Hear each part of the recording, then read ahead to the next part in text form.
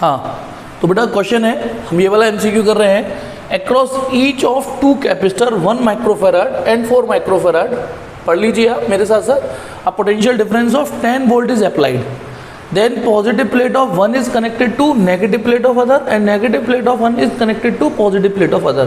फिर after the contact इसमें से चार में से कौन सा ऑप्शन ठीक है वो चुनना है।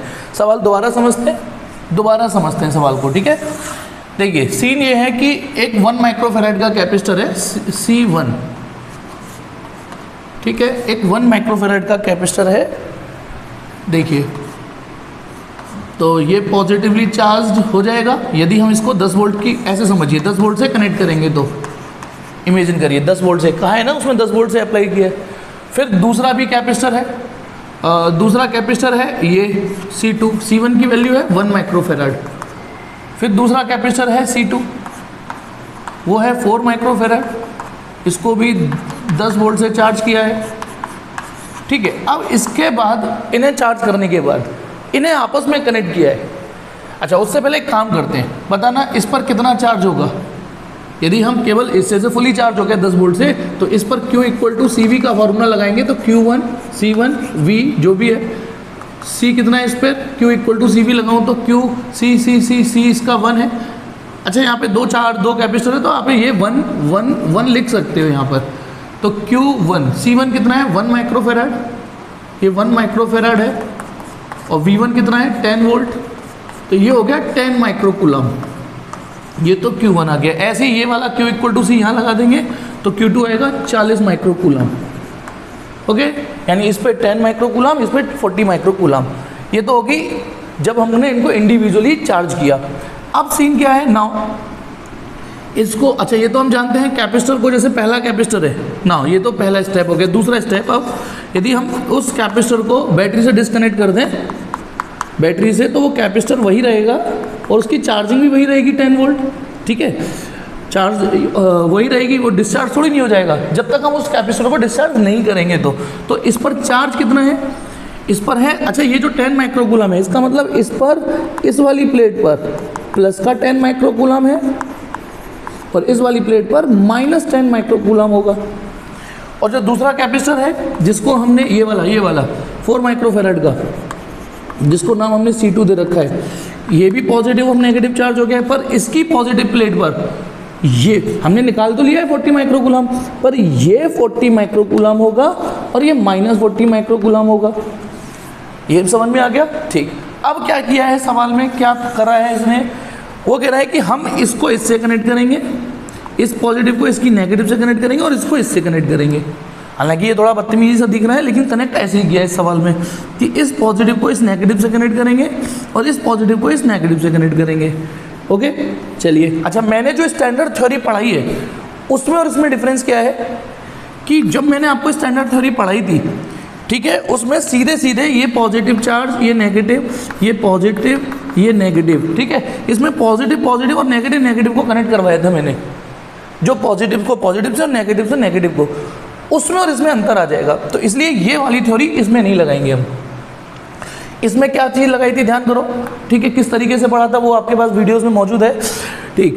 तो इस वाली थ्योरी जिसमें कैपेसिटर की पॉजिटिव से कनेक्ट की जाए, नेगेटिव से कनेक्ट की जाए, इसको सॉल्व करने की अप्रोच दूसरी थी, वो हम कर चुके हैं। लेकिन इस वाले को मैं कराने जा रहा हूँ, ठीक है। इसमें क्या कर रहे हैं हम, इसकी पॉजिटिव को हम इस नेगेटिव से कनेक्ट करेंगे और इस नेगेटिव को इस पॉजिटिव से कनेक्ट करेंगे, ठीक है। तो वो यहाँ थोड़ा सा तमीज़ से दिखा देता हूँ। अब बताइए, ये रहा कैपेसिटर, ये रहा कैपेसिटर, अभी कनेक्ट किया ही किया है जस्ट। तो ये मान लेते हैं C1 है, ये C2 है, जस्ट इसकी ये अच्छा पलट के लगाना है क्योंकि एक का पॉजिटिव एक का नेगेटिव से। तो सपोज करो इसका पॉजिटिव इसके नेगेटिव से कनेक्ट किया है, अभी स्टेबल नहीं हुआ है। C2 का पॉजिटिव C1 के नेगेटिव से कनेक्ट कर दिया है, C1 का पॉजिटिव C2 के नेगेटिव से कनेक्ट कर दिया है। अब देखना, अब यदि इनमें चार्जों का जो फ्लो होगा, इसमें चार्ज हाई पोटेंशियल से लो पोटेंशियल फ्लो होगा, इसमें ऐसे फ्लो होगा, तो चार्जेस का फ्लो इस प्लेट और इस प्लेट के बीच में होगा और इस प्लेट और इस प्लेट के बीच में होगा। आप एक काम करिए, एक लाइन खींच रहा हूँ इमेजिनरी, इमेजिन करो आप केवल इस लाइन के इधर वाला पार्ट या इधर वाला पार्ट को सॉल्व कर लीजिए कैपेसिटर में, क्योंकि जो चार्ज इस प्लेट पे होगा वो इस पे होता है। तो अब आप बताइए इस पर कितना चार्ज था, -10 माइक्रो कूलम था इसकी नेगेटिव प्लेट पर, इसकी नेगेटिव प्लेट पर माइनस था ना, और इसकी पॉजिटिव पर +40 माइक्रो कूलम चार्ज था। यही कैलकुलेशन यहाँ पे उल्टी हो ठीक। अब जब इन्होंने स्टेबिलिटी अटेन की होगी, स्टेबल जब हुए होंगे, ठीक है, तो दोनों का पोटेंशियल कैसा हो गया होगा, जब ये दोनों स्टेबल हुए होंगे तो दोनों का पोटेंशियल सेम हो गया होगा, क्योंकि the charge will start to flow from higher potential to lower till their potential become equal. इन दोनों प्लेट का पोटेंशियल बराबर हो जाएगा, इनका बराबर हो जाएगा, तो इनका पोटेंशियल डिफरेंस भी बराबर हो जाएगा। तो यदि इसका पोटेंशियल VA लिख दूँ या VA V1 और ये V2 लिख दूँ, तो ये लिख जरूर रहा हूँ लेकिन ये बराबर हो चुके होंगे। अब जो इसमें फिजिक्स लगनी है, जो कॉन्सेप्ट लगना है वो समझिएगा।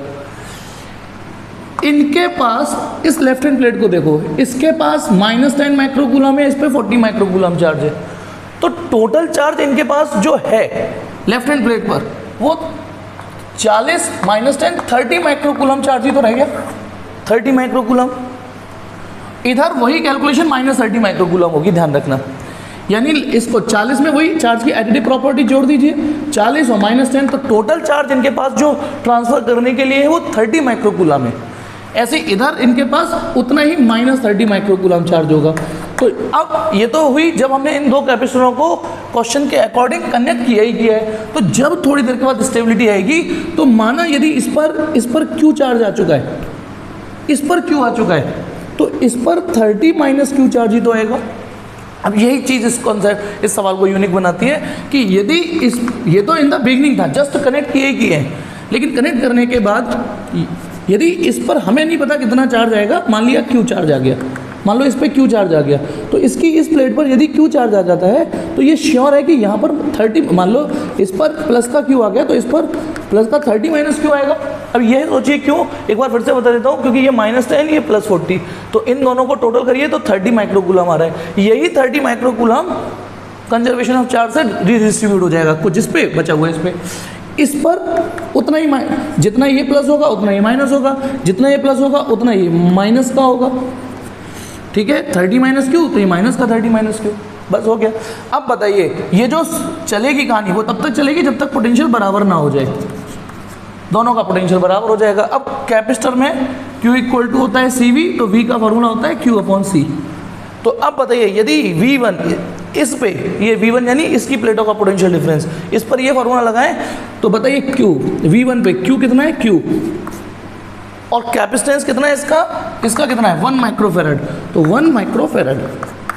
अब V2 ये इस पर ये वाला फॉर्मूला लगाएं, इस पर, तो इस पर चार्ज कितना है 30 - Q, और पोटेंशियल कितना है, सॉरी पोटेंशियल नहीं, ये वाला लगा रहा हूँ Q/C, C कितना है 4 माइक्रोफेरेड। तो माइक्रोफेराड से माइक्रोफेराड कट गया, यहाँ 4 हो गया, 4Q = 30 - Q, 5Q = 30, Q = हो गया 6 माइक्रो कूलम। 6 पंचिंग। अब सुनिए, यानी जब ये स्टेबिलिटी आ जाएगी, स्टेबिलिटी, तो इसकी इस प्लेट पर Q होगा यानी 6 माइक्रो कूलम, और इस पर होगा 30 में से Q घटा दीजिए, Q 30 में से Q 6, तो इस पर आ रहा है यानी स्टेबल होने के बाद एक प्लेट पर Q आ रहा है यानी 6 माइक्रो कूलम, और एक पे 30 - Q 24 माइक्रो कूलम, ये आ रहा है। अब इसमें से ऑप्शन जो आपको ठीक लगे बताना। चार्ज ऑन ईच इज 0, नहीं यार 0 क्यों, एक पे 6 -6, 24 -24, ये होगा भाई। इस पे 6 आ चुका, हम हालांकि जनरली चार्ज का मैग्नीट्यूड डिस्कस करते हैं, तो ये 6 ये -6 होगा, ये 24 ये -24 होगा, ध्यान रखिएगा, ठीक है। तो चार्ज ऑन ईच इज 0 नहीं, इंडिविजुअली प्लेट पर चार्ज इस पे कुछ और है। दूसरा, charge on each is same but non zero, same तो नहीं है, एक पे 6 है एक पे 24 है। Charge on each is different but non zero, हाँ ये ठीक है, नन ऑफ दीज ना, ओके, नोट कर लीजिए।